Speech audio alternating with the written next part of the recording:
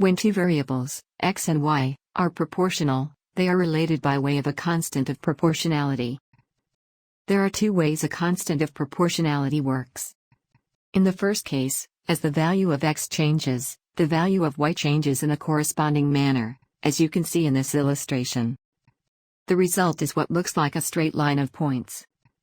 In function notation, the equation y equals kx captures the proportional relationship between x and y.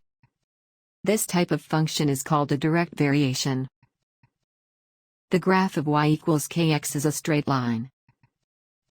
The coefficient k is the constant of proportionality. The constant of proportionality can be positive or negative. Here's an example of a negative variation. As x increases in value, y decreases in value in a consistent amount. The graph is still a straight line, but a negative constant of proportionality results in a graph that slants downward, as shown here. The constant of proportionality is the slope of the line. The second type of constant of proportionality is called an inverse variation. In these cases, as x increases in value, y decreases in value. The equation for an inverse variation looks like this. Notice the constant of proportionality, k, is the coefficient of the x term. The graphs of inverse variations are curves. Both direct and inverse variations are used to model many real-world phenomena.